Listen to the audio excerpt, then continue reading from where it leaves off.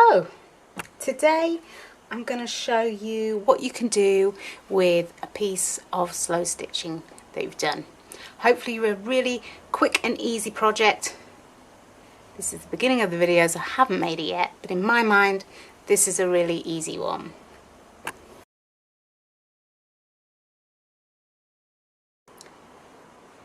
So if you are someone who likes to make a lot of slow stitching but is not always sure what to do with it, and then you just end up with lots of pieces lying around, I'm going to show you today a project which you could actually make lots of these. They're a great idea for a gift or just a useful pot for putting things in, as my grandma used to say. So you're going to need a glass jar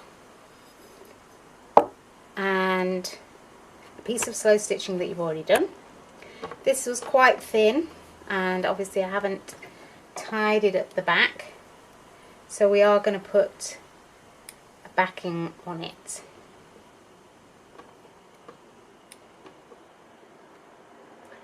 I like to use felt because it gives a nice clean edge. So I've got a couple of pieces of felt here that they're not quite long enough. It would be nice to have a little bit of felt showing, but you don't have to, and you don't actually have to back it. So we're going to use this one. This one is actually a felt Christmas crown, so I'm not sure how that managed to get back in the craft supplies. But this is the felt I was using for that. So we're going to have a little felt back, and I might make a base out of this felt. You don't have to make a base, you can just make sort of a sleeve that's going to fit on here. Now also you don't have to use a jar inside, you could just make a fabric vessel, but this helps keep the upright position, so it's not sort of a soft thing, but also you can then use it for a vase with water in for actual flowers.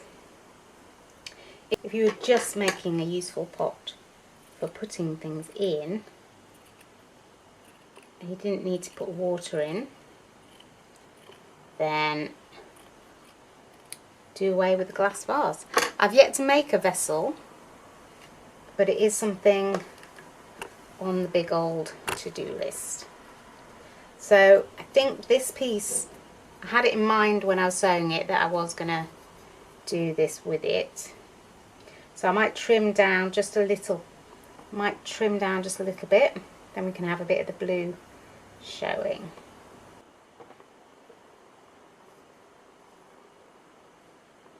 We are going to have a base, so I'm going to leave it a little bit longer than the actual jar shape, which is fine.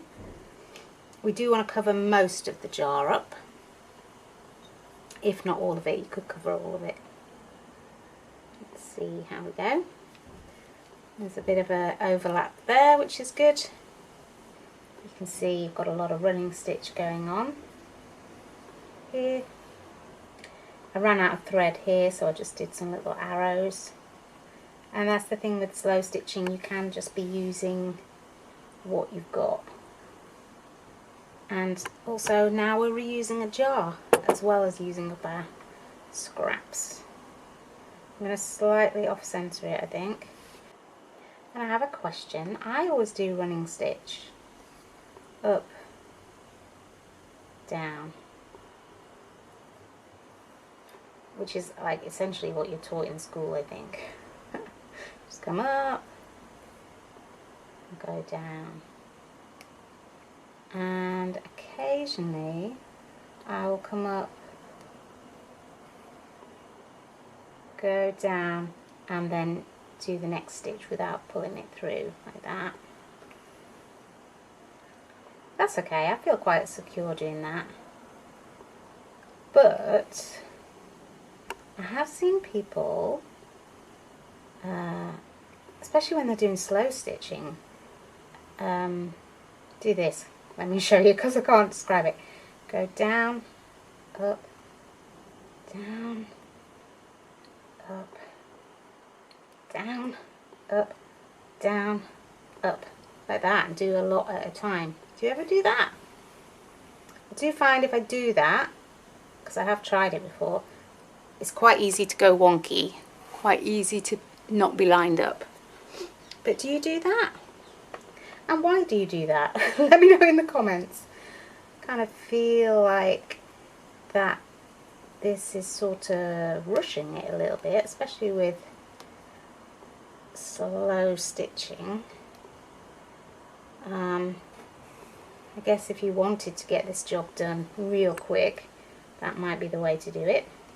And I do find it puckers the fabric up a little bit. So I'm quite slow with my slow stitching. I do find though that I can sort of get really neat stitches that are the same size and the same distance apart if I'm taking the slow route.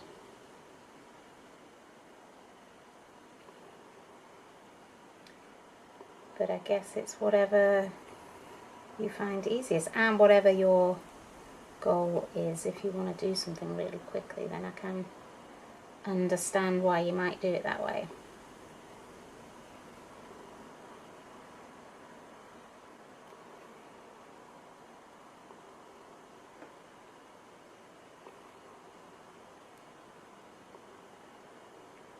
There we go.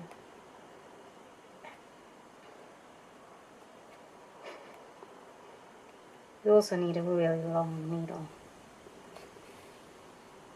to make it easier. If you've got a short one, you're not going to get many stitches on it. Ooh, yeah, see, big little.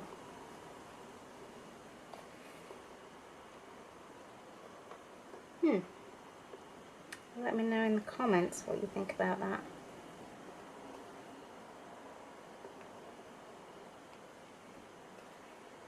There we go. It's obviously a little bit wonky. That was the previous bit of the fabric, but that's okay. Gives it a nice homemade feel.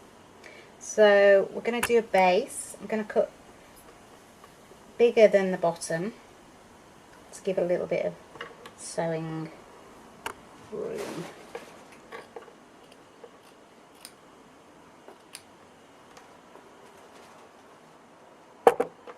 Just round this off.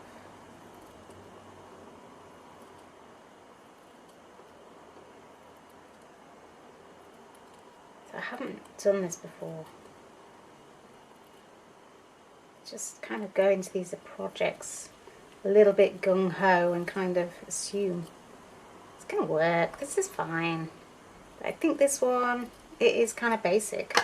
We are just literally making a sleeve for a jar and putting a base to it. So what could possibly go wrong? Sewing around a circle could possibly go wrong, let me tell you that. In which case we'll just do a sleeve, we won't do a base. We'll see how it works out. Okay, right, so you want sewn on the inside. I'm wondering if I should sew the sleeve first or whether that will make it difficult for me. Let's sew the sleeve first, we can always unpick it.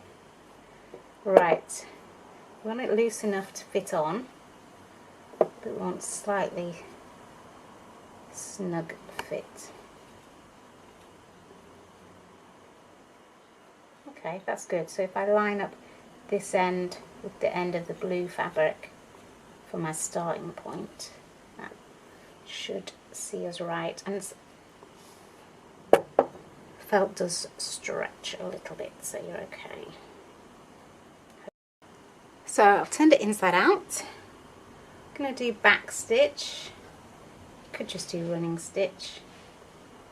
Feel like back stitch just gives it a little bit more security, but it's not something that's gonna get a lot of heavy usage, so don't worry too much about it.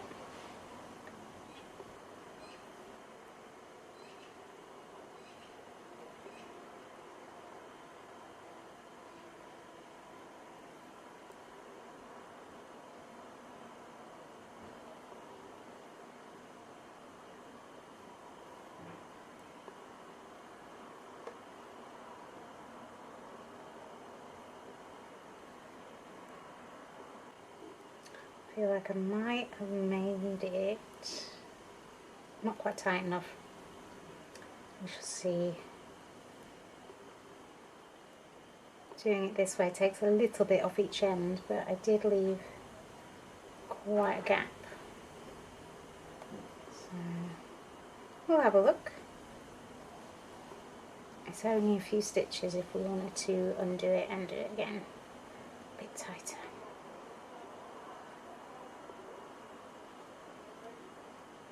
Don't want it really sort of baggy.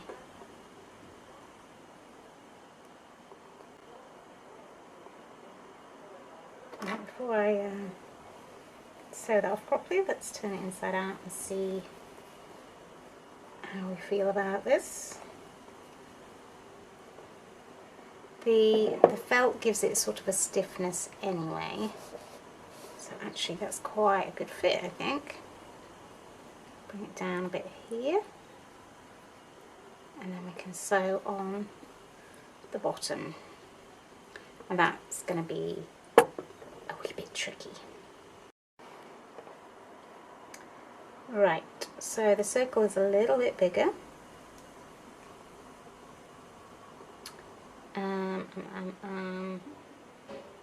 So I think we're going to sew, yeah, like this. Just figuring it out as we go along, and I think it'd be easier, there's a little bit of movement there, but if we snip a tiny bit,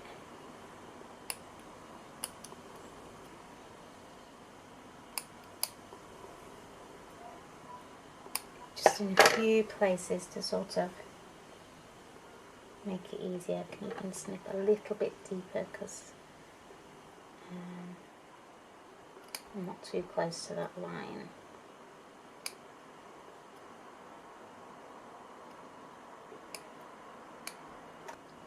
Okay, let's do it. And I'm just using 2 strands again, and we're going to use back stitch.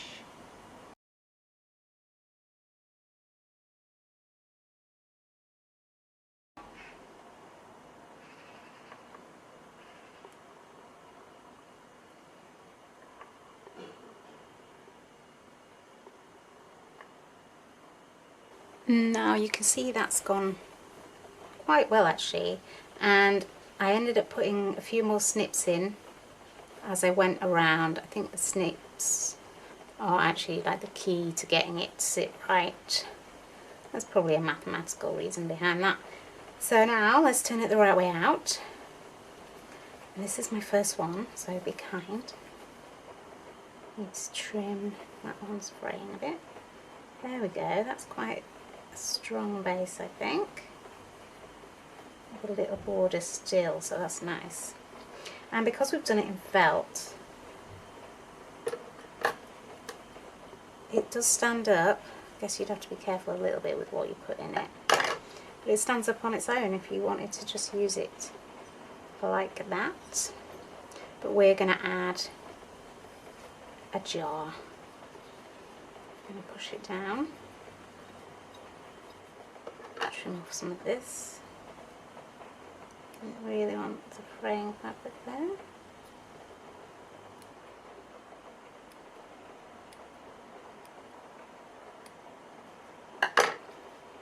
And there we have a slow stitched, useful pot for putting things in, which could include a little posy of flowers.